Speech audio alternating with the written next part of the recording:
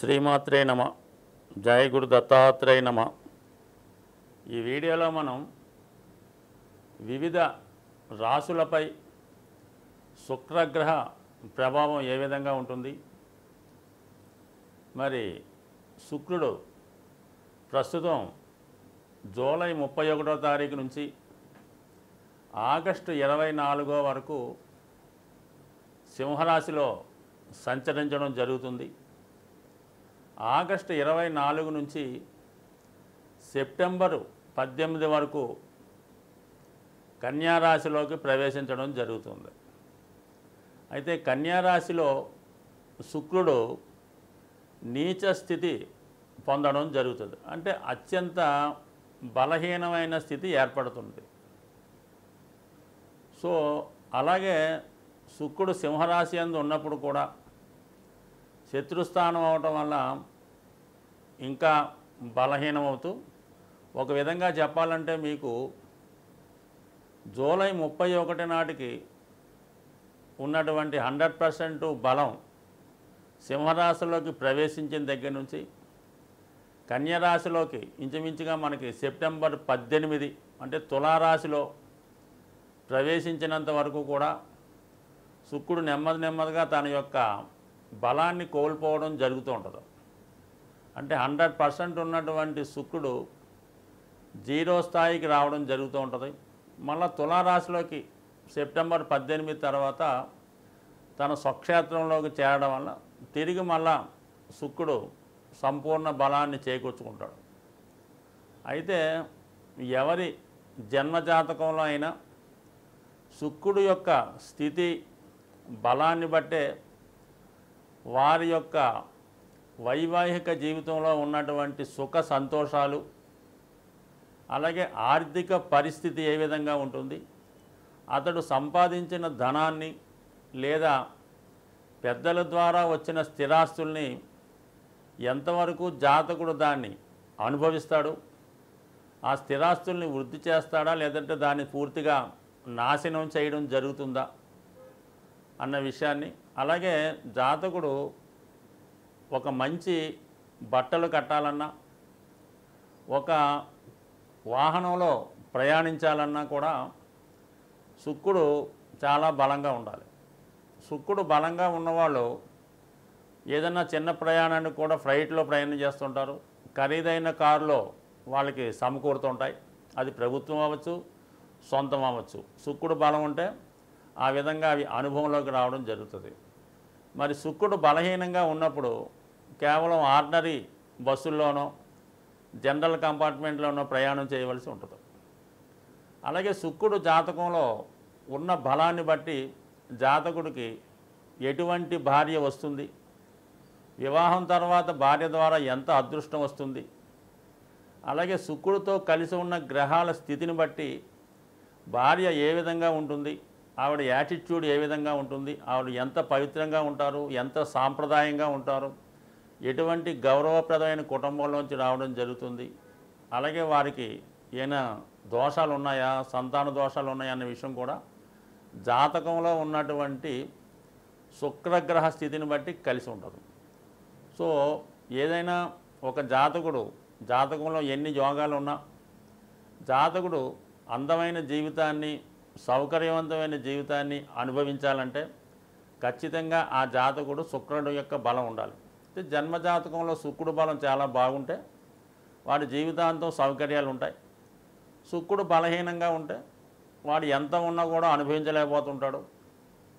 ఈ విధంగా శుక్రుడు బలం ఉంటే మరి గోచారరీత్యా శుక్రుడు యొక్క స్థితిని బట్టి వారి యొక్క రాశులను బట్టి శుక్రుడు యొక్క బలాన్ని బట్టి కేవలం ఒక వైవాహిక జీవితం, అలాగే ధనం, సంపద, సేవింగ్సు, బంగారు ఆభరణాలు, ఖరీదైన ఏదన్నా ఒక మనిషికి ఒక వస్తువును చూస్తే ఇది మన సొంతమైతే బాగున్ను, లేదంటే ఒక మంచి ప్లేస్ చూసినప్పుడు ఆ సినిమాకి వెళ్ళాలనో, ఒక ఫ్లైట్లో జర్నీ చేయాలనో, ఒక మంచి బట్టలు కట్టాలనో, ఇవన్నీ కూడా శుక్రుడి యొక్క బలం ఉంటేనే జాతకుడికి ఇవన్నీ అనుభవంలోకి వస్తాయి. అంటే శుక్రుడు సహజ రాశి చక్రంలో 2, 7 భావాలకు కారణం అవుతుంటాడు. అంటే 2 అన్నది ధన సంపద, కుటుంబం, సప్తమం అన్నది కామస్థానం, కోరికల స్థానం.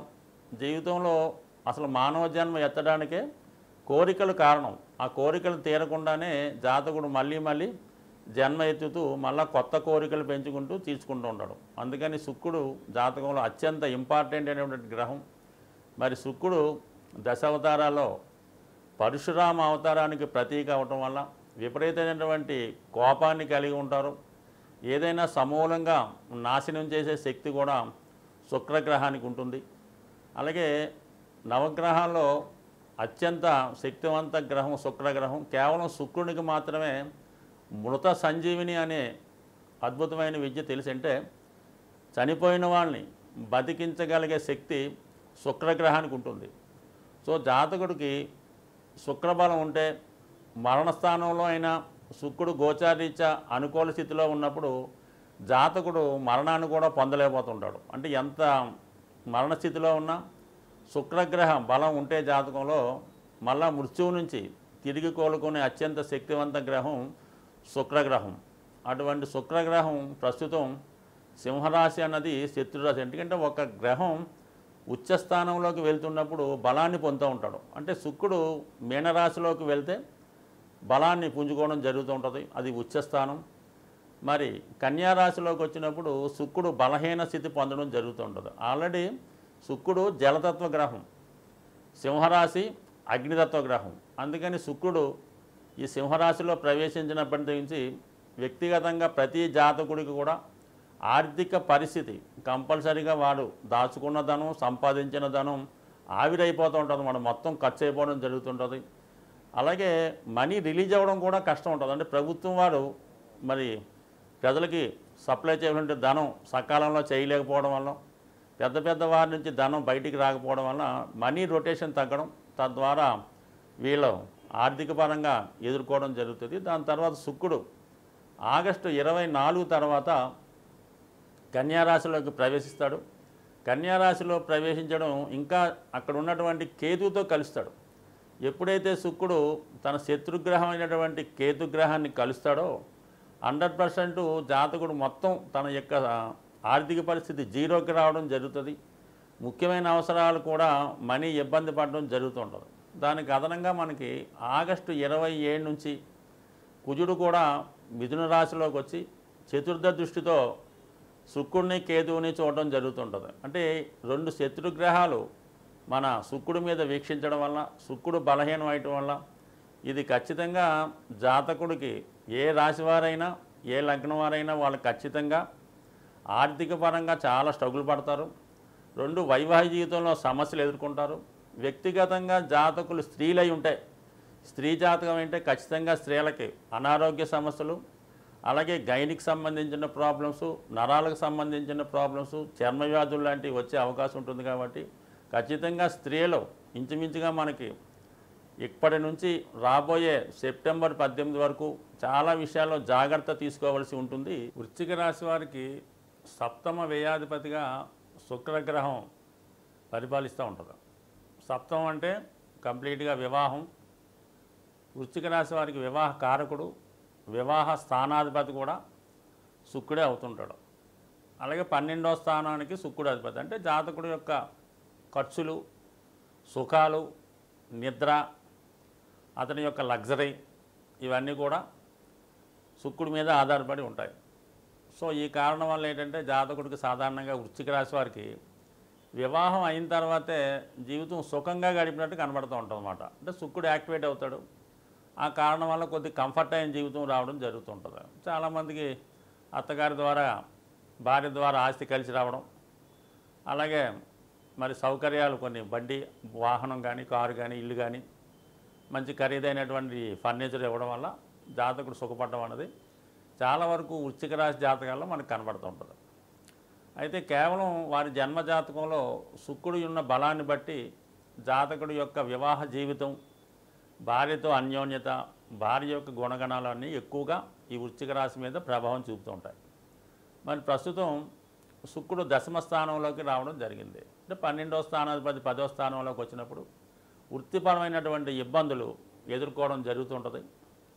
అలాగే ఈ రాశిలో ఎవరన్నా చిన్న చిన్న వ్యాపారస్తులు లాంటి వాళ్ళు కానీ, వ్యక్తిగతంగా తనకు తానే చేస్తున్నటువంటి బిజినెస్లు ఉన్నవాళ్ళు ఈ సమయంలో కంప్లీట్గా వృత్తిలో ఆర్థిక పరంగా నష్టం రావడం, వృత్తి కంప్లీట్గా ముందుకు వెళ్ళకపోవడం జరుగుతూ ఉంటుంది. మళ్ళీ ఇంకా అదనంగా పెట్టుబడి పెట్టాలి, ఇంకా వ్యాపారాన్ని అభివృద్ధి చేయాలనేటువంటి ఆలోచనలో జాతకుడికి అనిపిస్తూ ఉంటుంది. ఎక్కువగా వృత్తి మీద ప్రభావం చూపుతూ ఉంటుంది. ఇంకా రాను రాను మనకి జాతకుడికి వస్తుందనుకున్నటువంటి ధనం ఆగిపోవడం, చేతిలో ధనం పూర్తిగా ఖర్చు అయిపోవడం జరుగుతూ ఉంటుంది. ఈ ఆగస్టు 24 నుంచి సెప్టెంబర్ 28 మధ్యలో జాతకుడు భార్యతో విభేదాలు రావడం కానీ, భార్యకి అనారోగ్య సమస్యలు లాంటివి కలగడం వల్ల టెంపరీగా కొంత ఆర్థిక భారం పడుతుంది. వ్యక్తిగతంగా కొంత సౌకర్యాలు కూడా తగ్గే అవకాశం ఉంది. దాని కారణంగా కొంత జాతకుడు ఎక్కువ భార్య కోసం టైము ఖర్చు పెట్టవలసి ఉంటుంది. అంటే హాస్పిటల్ తిప్పడం, ఈ విధమైన కార్యక్రమాలు ఉంటాయి. దాంతో ఫైనాన్స్ టైట్ కూడా ఏర్పడడం వల్ల కొంతవరకు ఇతరుల యొక్క సహాయం మీద ఆధారపడవలసి ఉంటుంది. కాబట్టి జాగ్రత్తగా ప్లాన్ చేసుకోవడం మంచిది. దాని తర్వాత ఏంటంటే సౌఖ్యాలు కూడా కొంతవరకు దూరం అయ్యే అవకాశం ఉంది. ముఖ్యంగా మీకు ఏదైతే కంఫర్ట్స్ ఉంటాయో, ఏదన్నా మరి వాహనం లాంటిది ఉంటే అది రిపేర్ అవ్వడం, పాడవడం. దాని తర్వాత ఏంటంటే గృహంలో పనికి వచ్చే వస్తువులు అంటే ఏసీ లాంటివి కానీ, ఫ్యాన్లు కానీ అలాంటివి కొన్ని ఇబ్బంది పెట్టడం. అంటే జాతకుడికి ఏదో విధంగా సౌఖ్యాలు దూరం అవుతుంటాయి. నిద్ర కూడా భంగం కలుగుతూ ఉంటుంది. ఏదో రకరకాల పిచ్చి పిచ్చి ఆలోచనలు వస్తూ ఉంటాయి.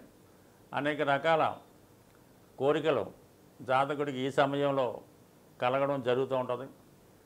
అది అటు వృత్తిపరంగాను, అటు వ్యాపార పరంగాను, అటు సౌఖ్యపరంగా జాతకుడు ఇబ్బంది పడడం చాలా వరకు ఈ సమయంలో జరుగుతుంటుంది. అదే ఉద్యోగస్తులు అనుకోండి, సడన్గా వారికి ఉద్యోగంలో మార్పు రావడం కానీ, ఉద్యోగంలో ఇతరుల ఇన్వాల్వ్మెంట్ వల్ల మీరు కొన్ని అసహనానికి గురి అవుతుంటారు. సాధారణంగా ఈ రాశివారు స్వతంత్రంగా ఉంటారు.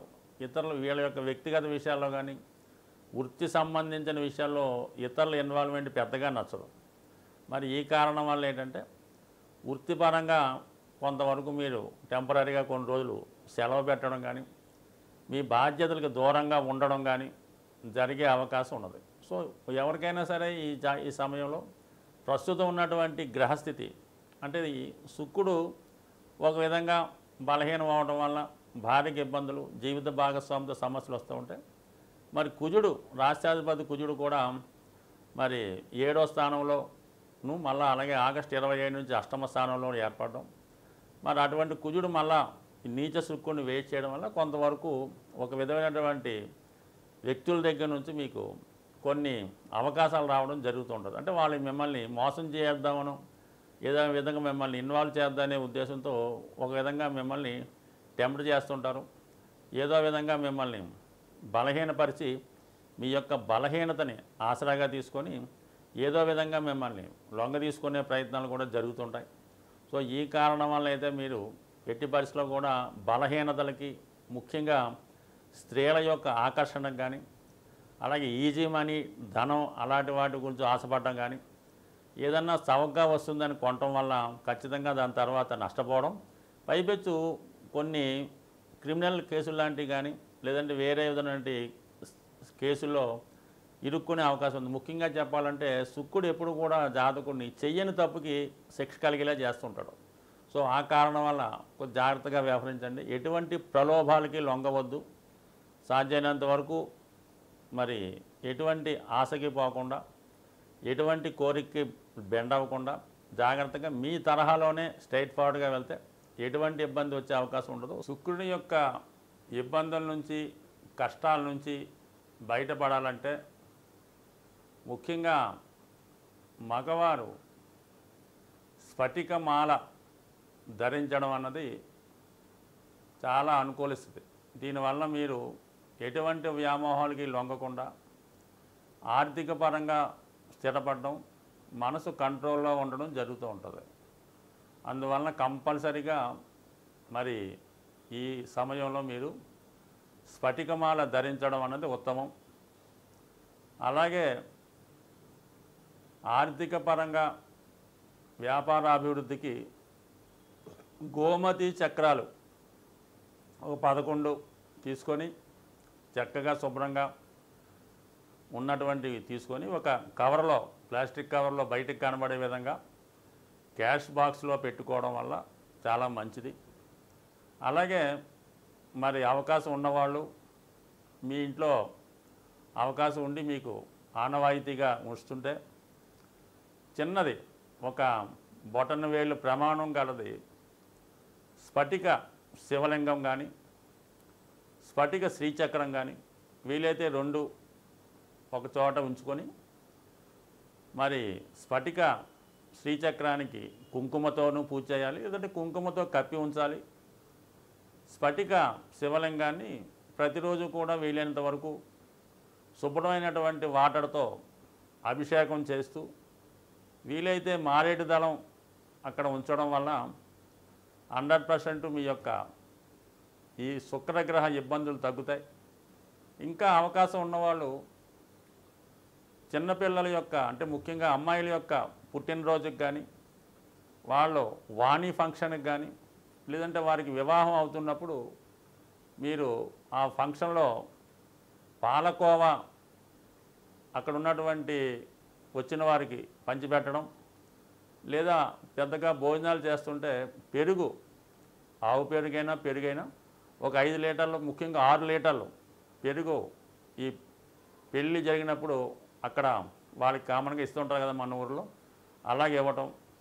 ఈ విధంగా చేయడం వల్ల ఇంకా చాలా ఇబ్బందులు ఉన్నాయి అనుకున్నప్పుడు శుక్రవారం కానీ మంగళవారం కానీ సాయంకాల సమయంలో అంటే సూర్యాస్తమయ సమయంలో మరి ఏదన్నా హనుమాన్ టెంపుల్లో కానీ అమ్మవారి టెంపుల్లో కానీ 6 గులాబీ పువ్వులు వారికి టెంపుల్లో ఇవ్వడం, 6 ప్రదర్శనలు చేయడం వల్ల కంపల్సరిగా శుక్రుని యొక్క అనుగ్రహానికి పొందుతారు. ముఖ్యంగా స్త్రీలకి ఆరాధించడం అంటే వాళ్ళకి ముఖ్యంగా అక్క చెల్లెలకి విలువైనటువంటి పట్టు వస్త్రాలు బహుకరించి వాళ్ళ ఆశీర్వాదం తీసుకోవడం వల్ల మరి ఇప్పుడు వస్తున్నటువంటి నెలలో వస్తున్నటువంటి రాఖీ పండగ రోజు ఎవరైతే మీ యొక్క శ్రేయస్సు ఉన్నతి కోరుకుంటారో వారితో రాఖీ కట్టించుకోవడం వల్ల కూడా మీకు శుక్రగ్రహ అనుగ్రహం పొందే అవకాశం ఉంది. స్వస్తి.